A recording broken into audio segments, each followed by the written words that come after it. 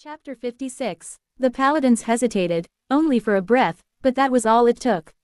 In the next moment, as if awoken from a daze, they turned as one and pointed their swords toward the clergy once more, fury renewed. They laughed, loudly, madly. Ha ha ha, I didn't think we'd be found out. Wah ha ha ha, but the demon lord Rimuru is already dead. You and that demon lord both exhausted your strength in that battle, didn't you? We wouldn't dream of missing this golden opportunity. And if the rest of you know the truth, then you'll die along with your precious demon lord. That was it. No more excuses. No more lies. The 7 days clergy had thrown away every last mask, revealing the rot beneath in all its glory. Their twisted laughter echoed across the battlefield like a chorus of vultures feeding on a corpse. Disgusting. Such vulgar pride. It almost made me sick. I could feel Ciel's presence grow heavier, her restraint slipping. There is no value in keeping them alive, kill them, she said coldly. And I agreed. As soon as Ciel's command echoed through thought communication, Benimaru, Soe, and Xian silently acknowledged it, each locking eyes with their respective target. The air shifted, charged with anticipation as magical energy began to gather across the field. But the 7 days clergy were far more cunning than I had given them credit for.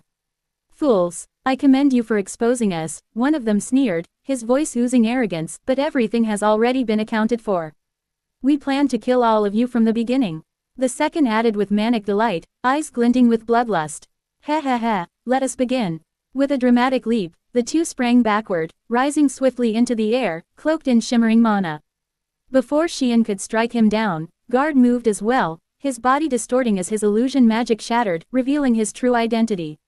No longer wearing a paladin's face, he hovered above the field with the other two clergy, sneering down at us.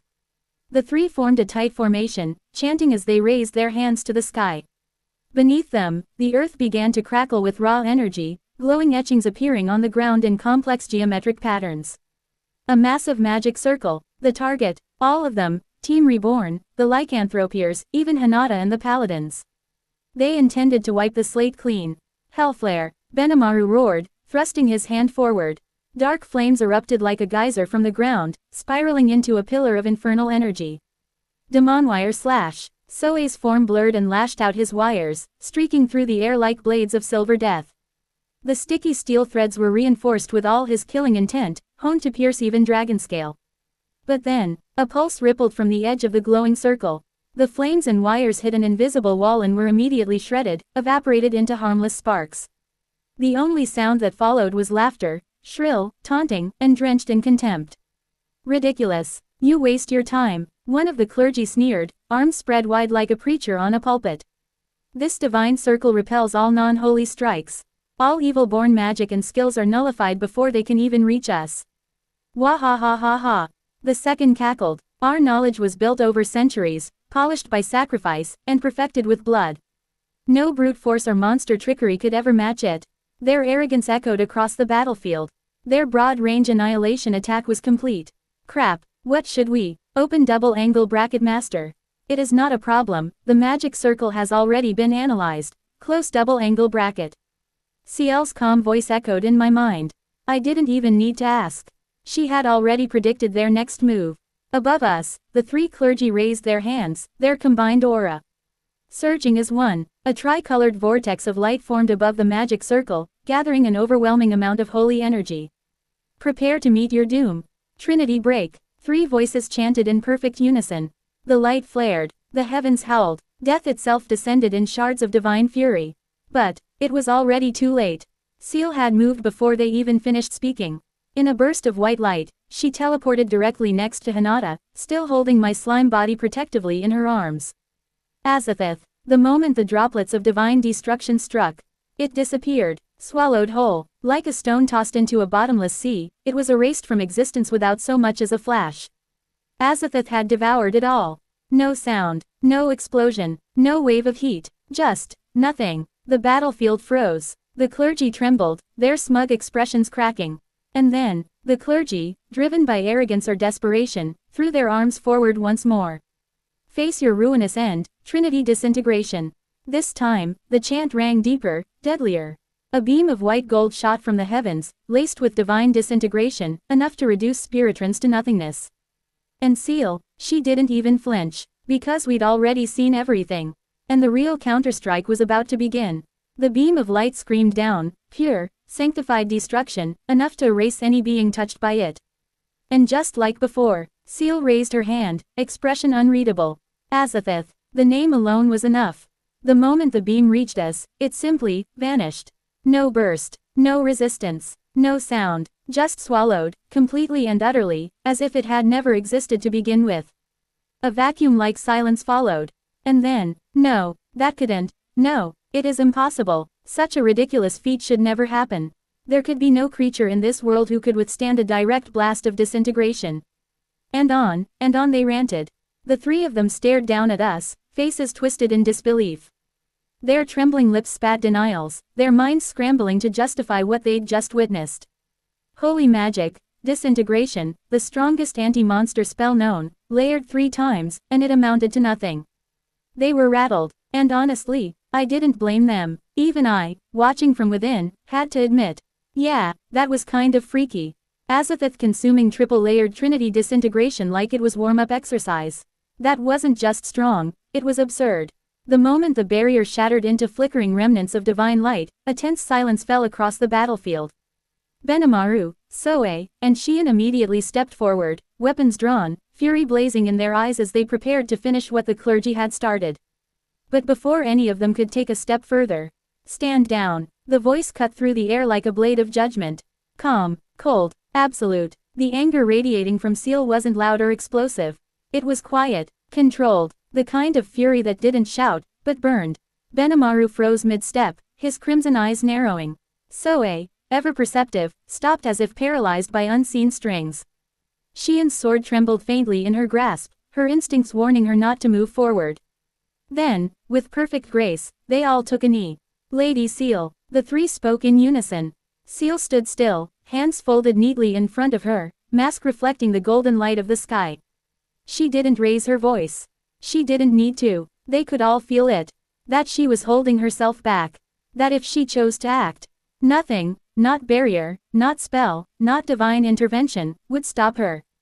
The 7 days clergy remained floating above, but even they paused, instinctively feeling something far more dangerous now stood before them. And Seal, silent for a moment longer, finally spoke again, voice like ice. You tried to kill my master.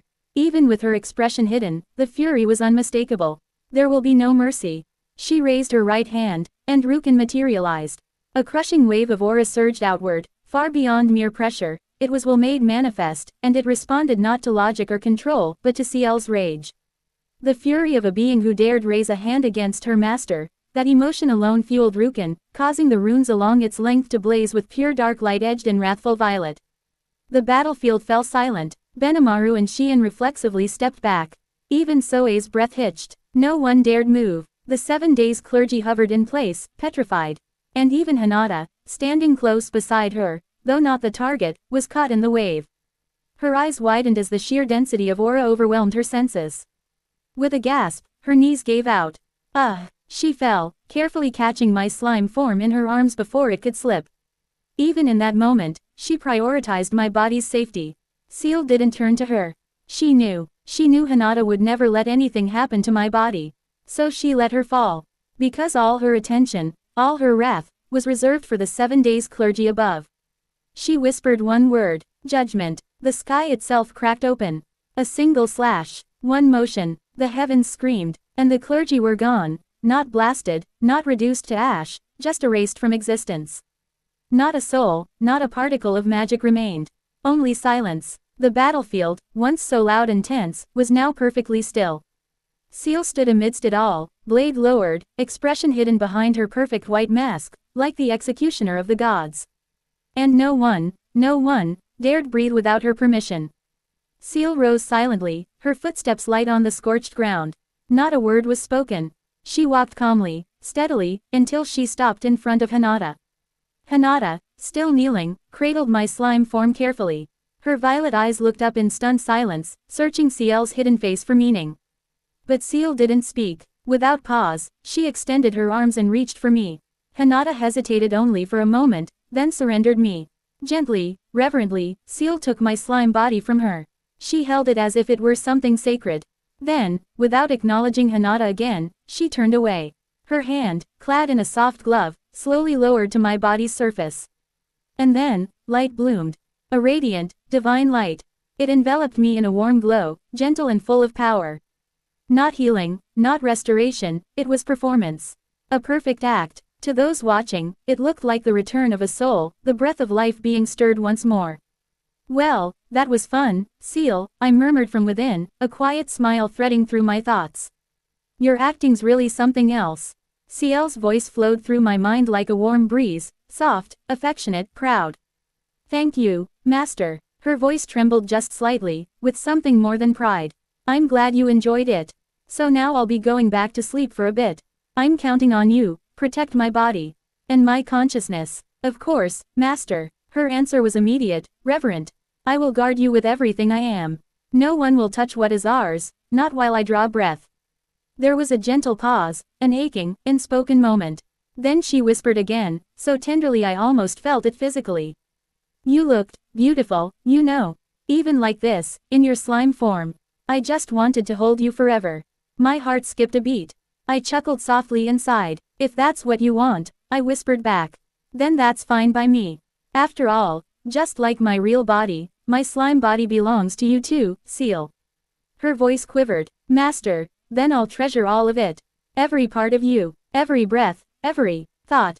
Her arms still wrapped tightly around my slime body. Even if this world turns against us, she whispered, almost breathless.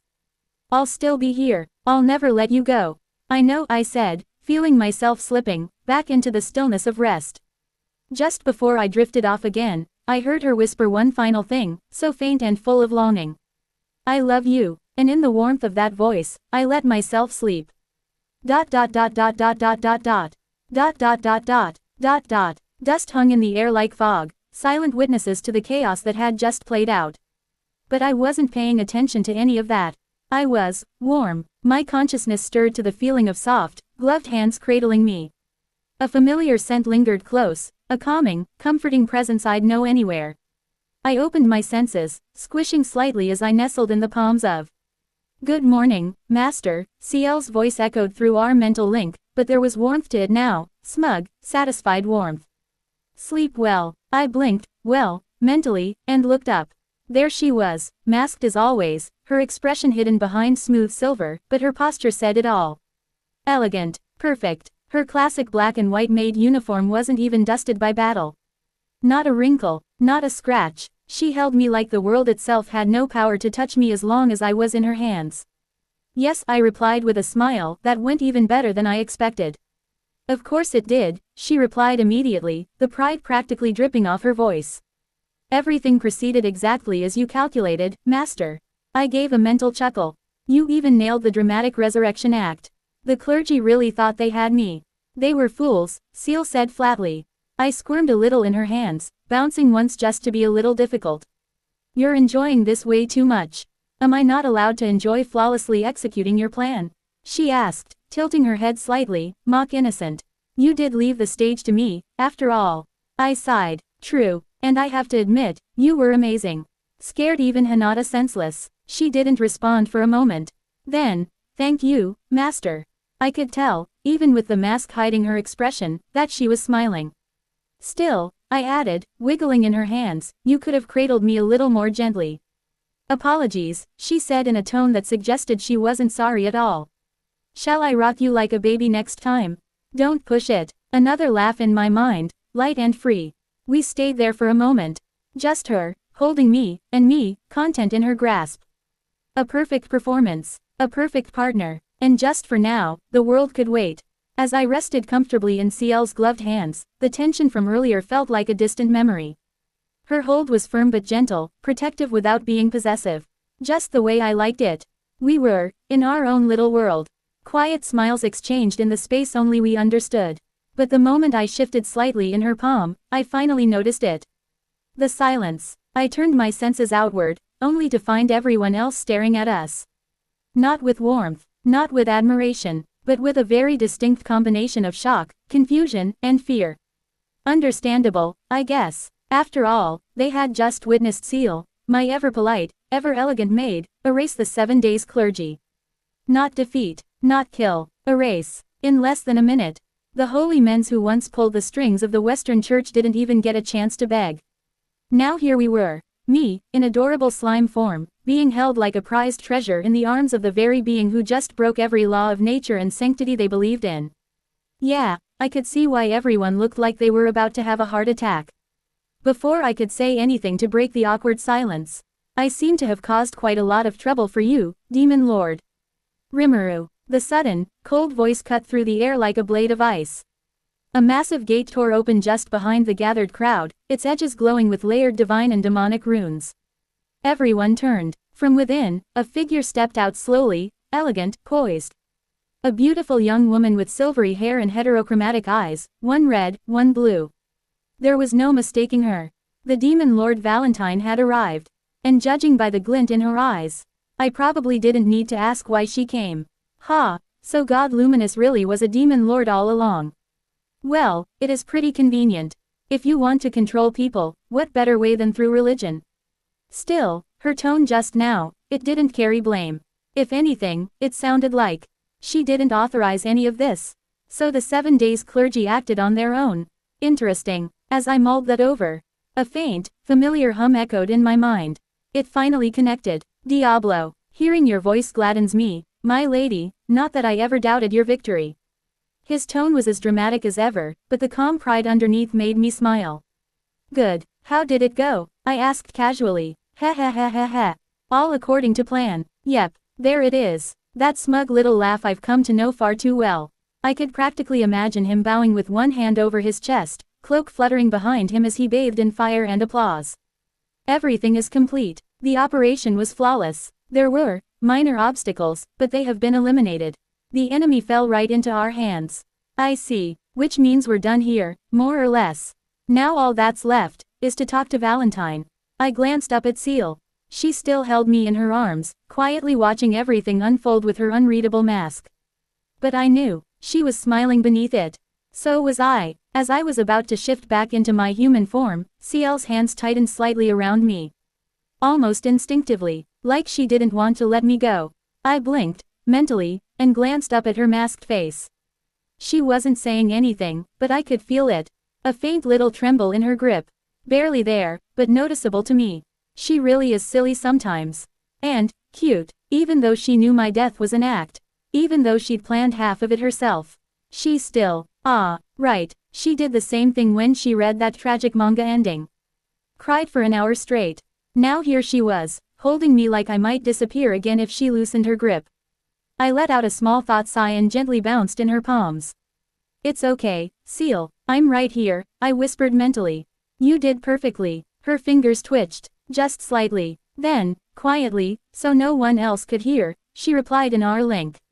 I know, I just don't want to let go yet. What am I supposed to do when she says things like that? I nestled a little deeper into her palms, letting the moment linger just a second longer. Then I spoke through our link, soft and sincere. I promise, once this is all over, and we're alone, I'll let you do whatever you want to me. Okay, there was a pause, and then I felt it. That small, content pulse of emotion through our bond. The quiet joy that only she and I could share. Understood, Master, she replied, her voice velvet smooth, tinged with anticipation.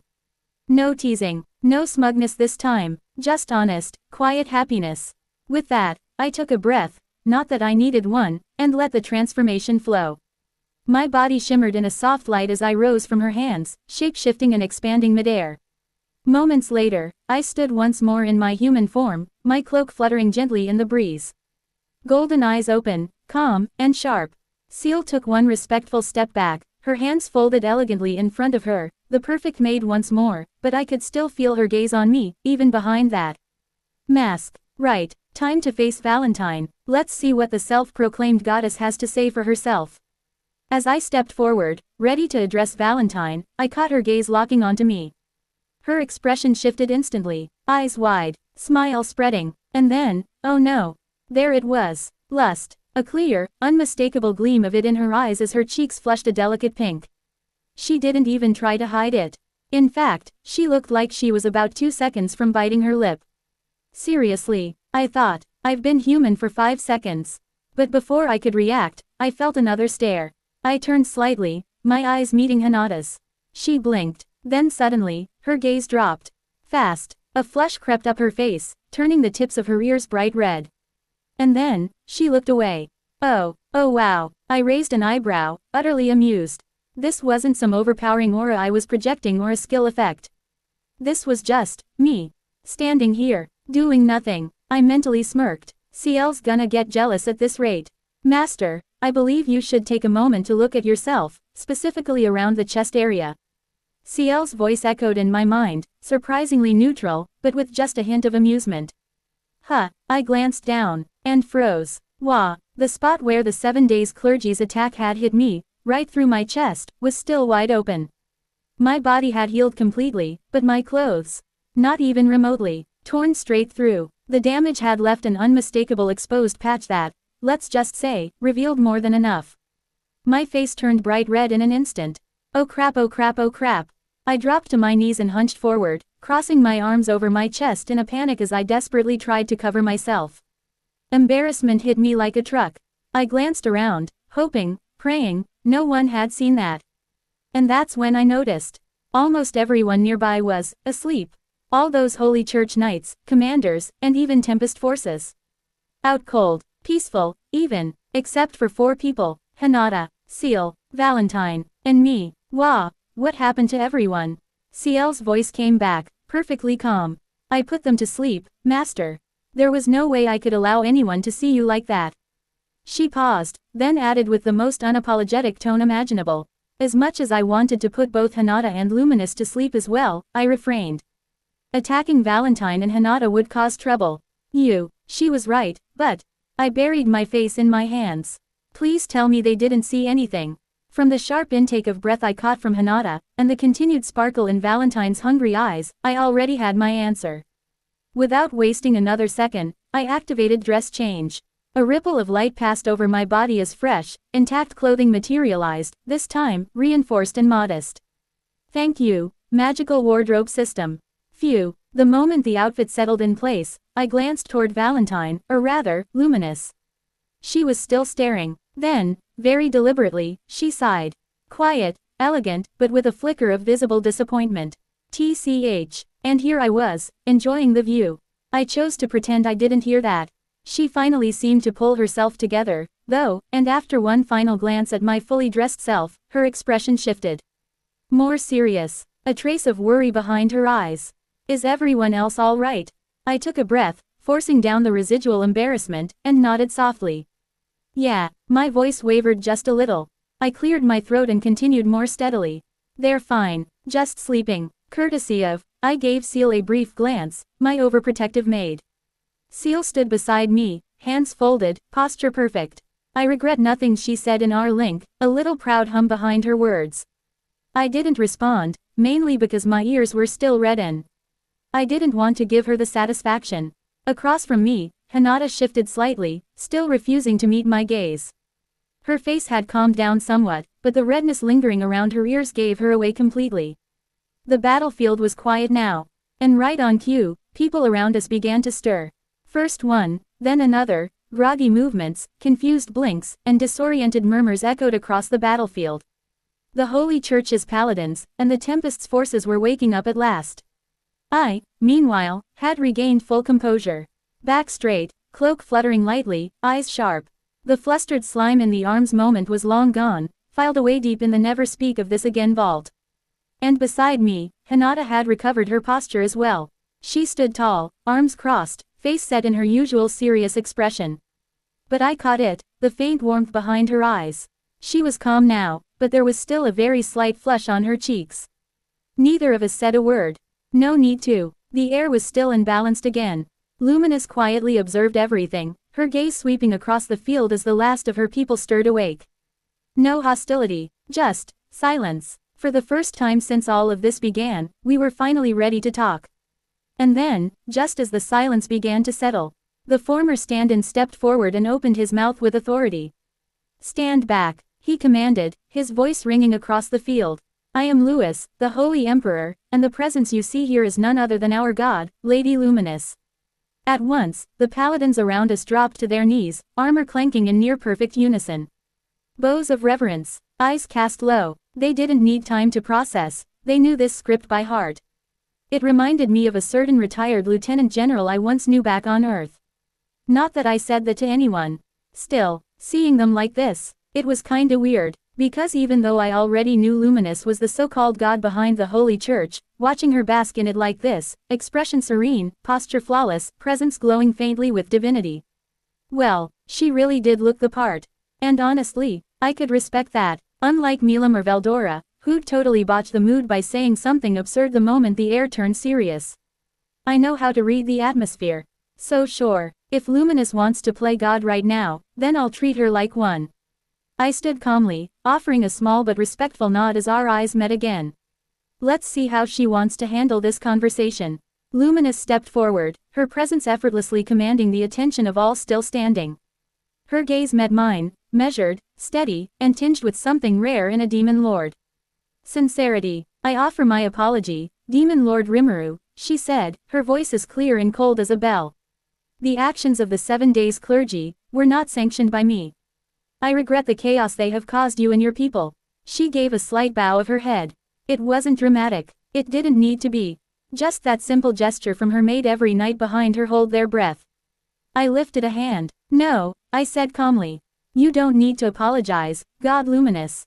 A few nearby paladins visibly flinched as I said it, as if shocked I dared speak her name aloud, but I ignored them. It's clear, I continued, the clergy acted on their own. There was no order from you. That much is obvious to anyone with a working brain. I didn't smile, didn't smirk, I just held her gaze, serious and respectful. I was playing along, and maybe, deep down, I wanted to show her, I could be just as mature as her when it counted.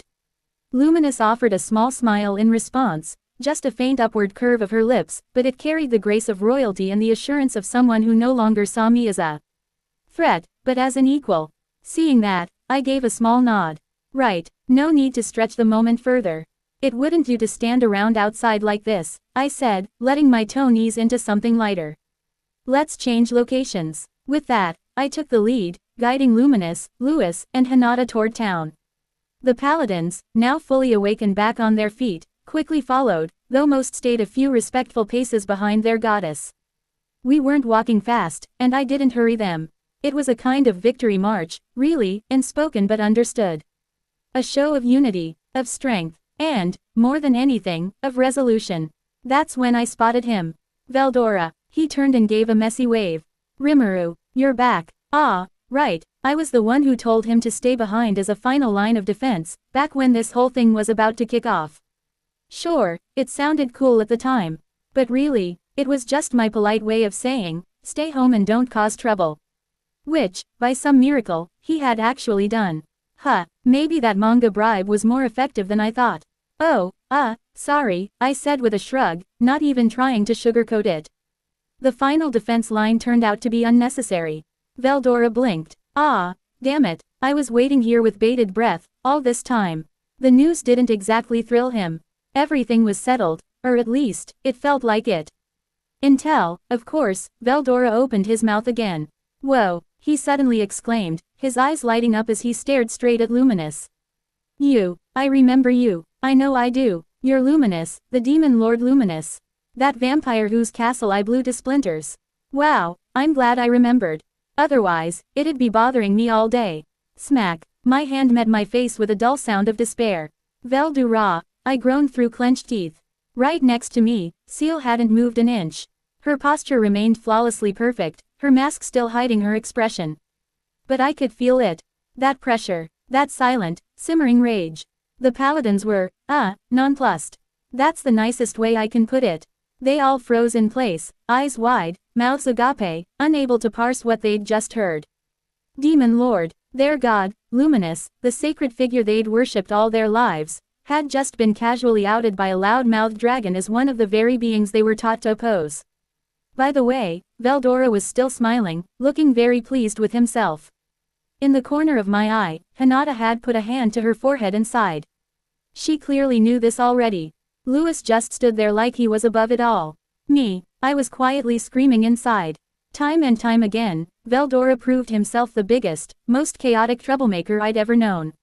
And then, this accursed lizard, Luminous's voice cracked across the air like thunder.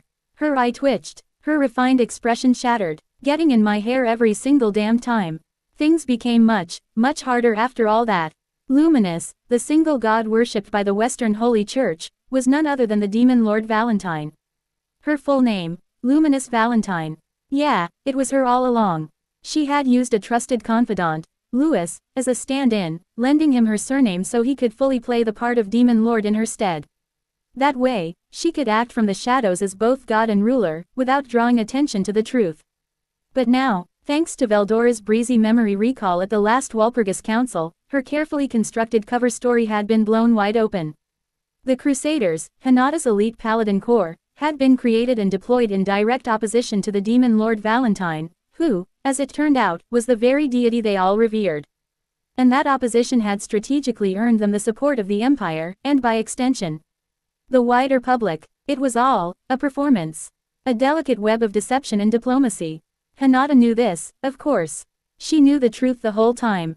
But even if the setup made sense politically, there was still a lingering question gnawing at the back of my mind. Why go along with it? It was out of my hands, Hinata said with a resigned sigh. Lady Luminous defeated me when I tried to put a stop to things myself. Not that she was much interested in the people's support in the first place.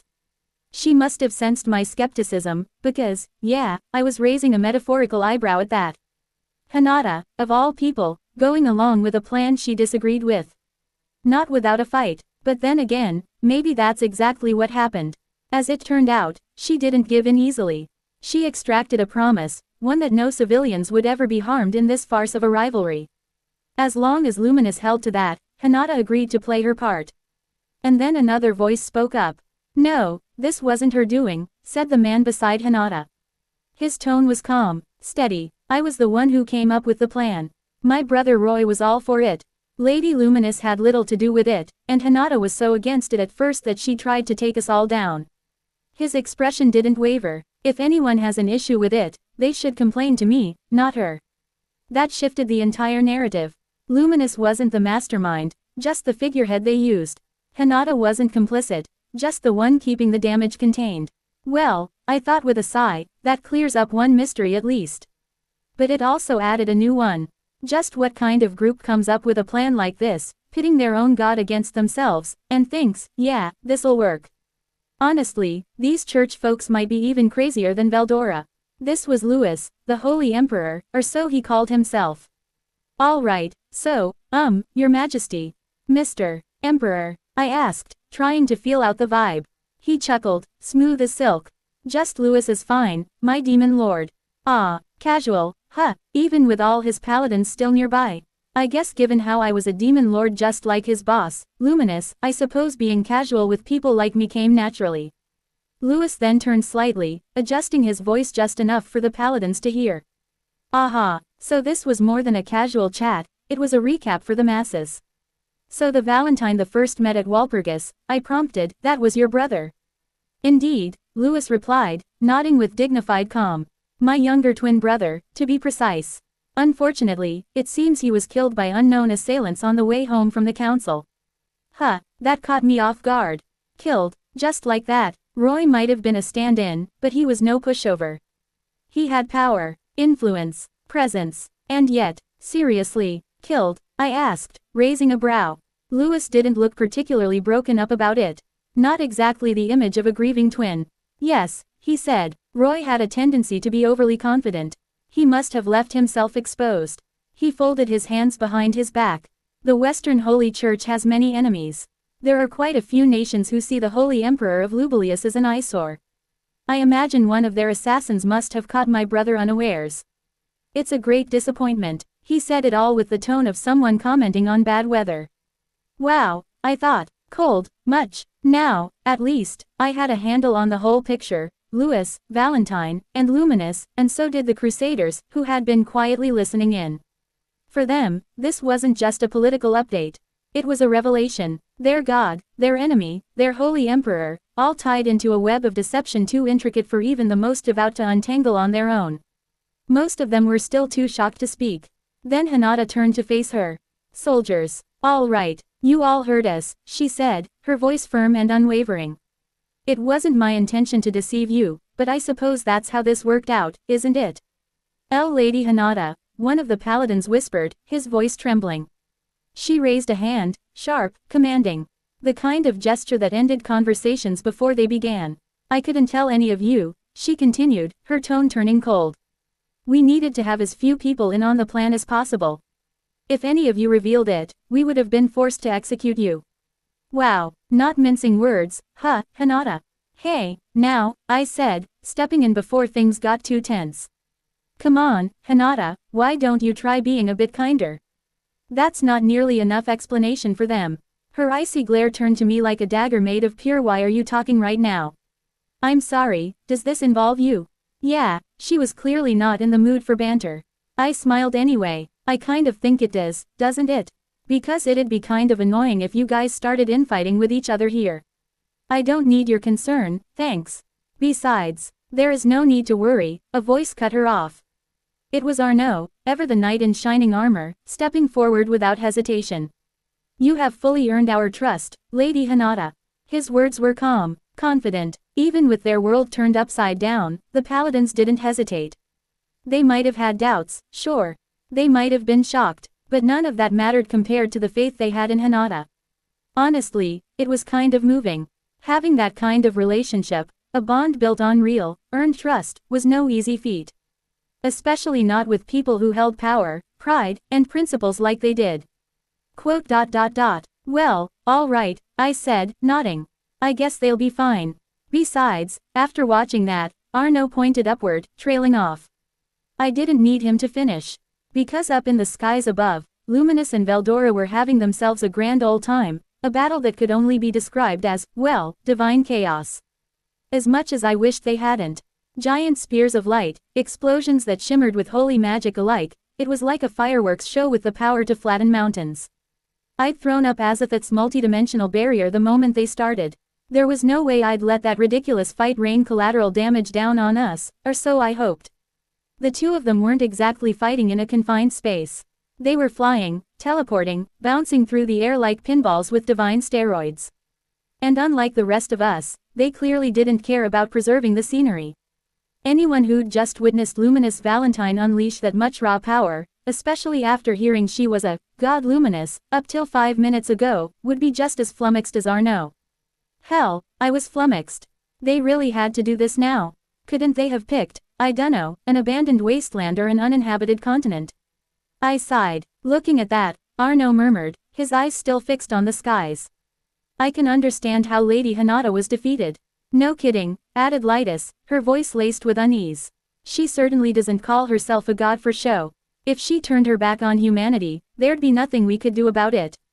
The rest of the Crusaders nodded, visibly shaken. Above us, what looked like an all-out war was actually something far simpler, and far more terrifying. Luminous wasn't fighting Veldora, she was punishing him, with the same serene, majestic fury you'd expect from a divine ruler dealing with an especially dumb lizard. Veldora was tumbling through the air, crashing into clouds, and maybe even one poor, innocent bird migration route. Every time he opened his mouth to explain, another beam of holy light shut him up. I'd almost feel bad for him, if he hadn't brought it entirely on himself. It was his idea to out her as a demon lord, after all. Right here, in front of her entire faith. I had been trying to help Luminous maintain some dignity, you know. But since the divine dragon of disaster had already blown the lid off, I figured I might as well cooperate. No use trying to jam the truth back in the box now. And honestly, seeing how the paladins reacted, maybe that wasn't such a bad thing. None of them looked panicked. Or angry, just deeply humbled, and more importantly, still loyal. They didn't care about titles or divine masquerades. They just looked at Hinata, their real leader, and stood behind her.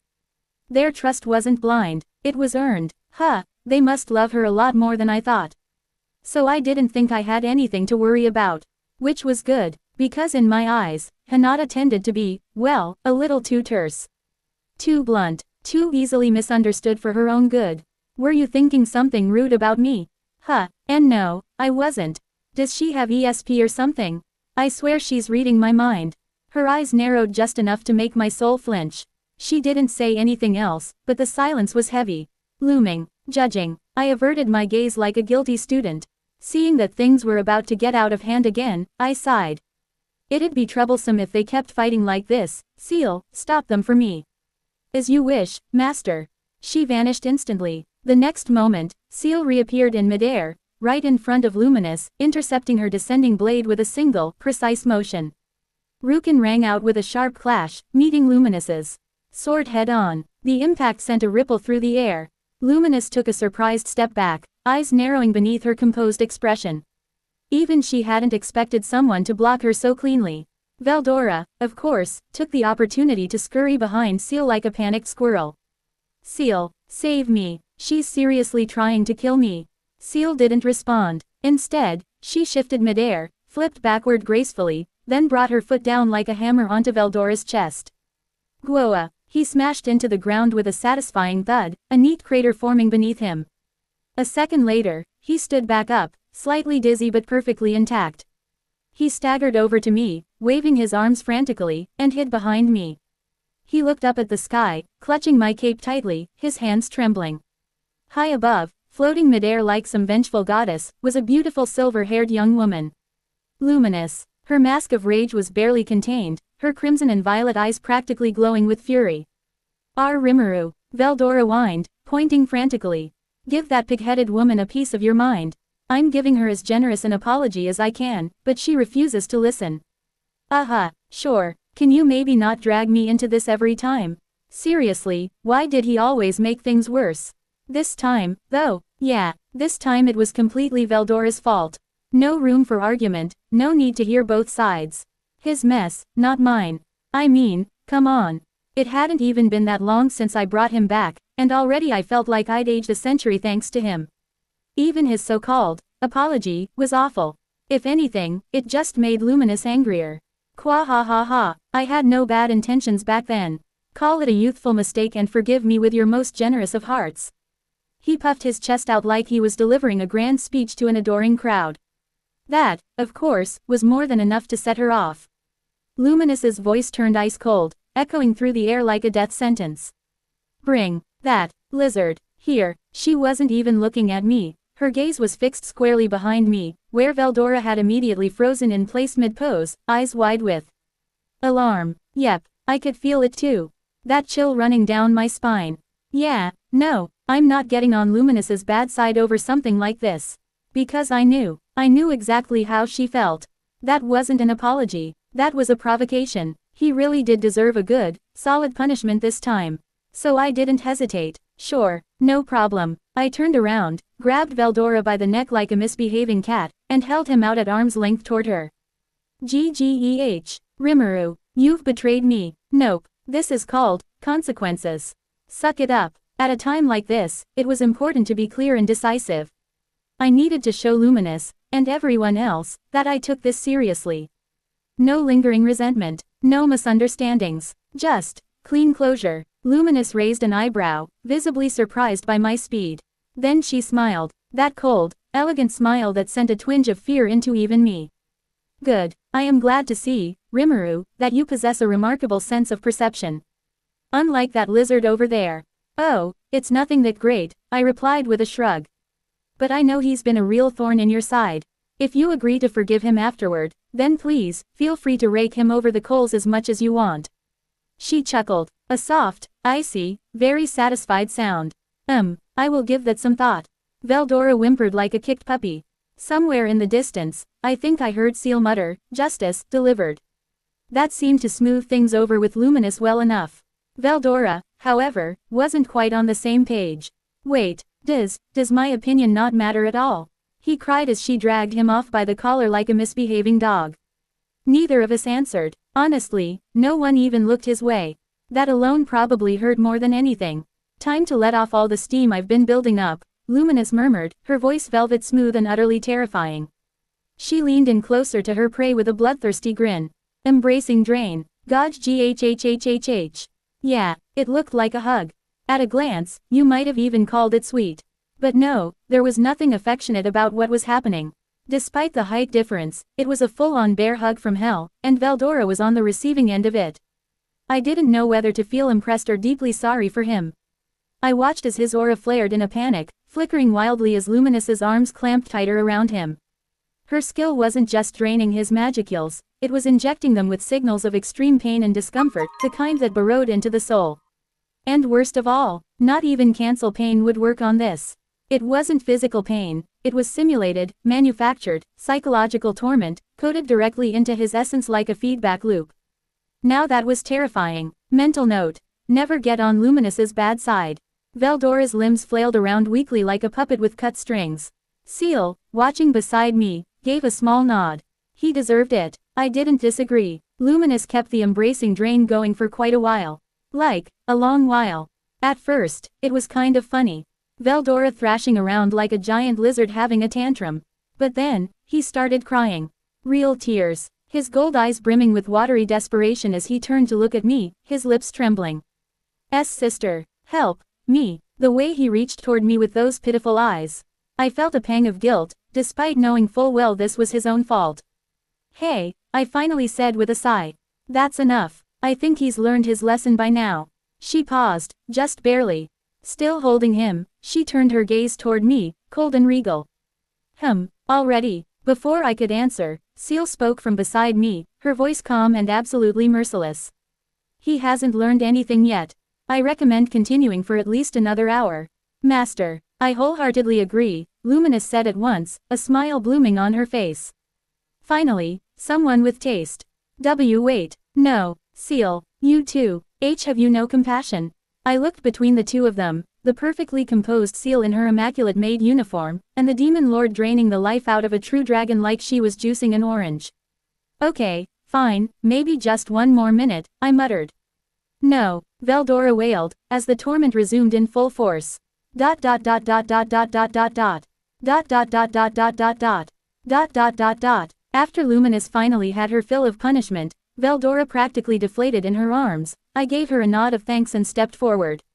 Right, everyone, I suppose it's time I made the formal introduction.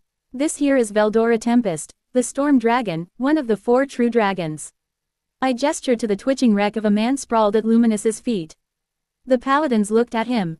Then at me, then at him again. Their collective expressions slowly sank into a kind of quiet, reserved disappointment. This is really Veldora. Wasn't he supposed to be, like, terrifying? Their thoughts were basically written on their faces. Who could blame them? Right now, Veldora was little more than comic relief. Floppy limbs, misty eyes, and not a hint of the overwhelming, draconic majesty he was supposed to embody. The paladins had just witnessed him cry, beg, and get spiritually suplexed by a petite vampire goddess in heels. It was hard to believe this was a catastrophe-level being straight out of ancient nightmares. I could almost feel the dramatic legend of Veldora crumbling in their minds. You'll just have to take my word for it, I sighed. With that embarrassment tucked firmly under the rug, I turned around and resumed leading the way. Come on, let's head back to town. There's still a lot we need to settle. The paladins followed me, still casting the occasional look at Veldora as he staggered along behind us, holding his ribs and muttering, so cruel, even my dear little sister betrayed me. Yeah, real majestic. To be continued.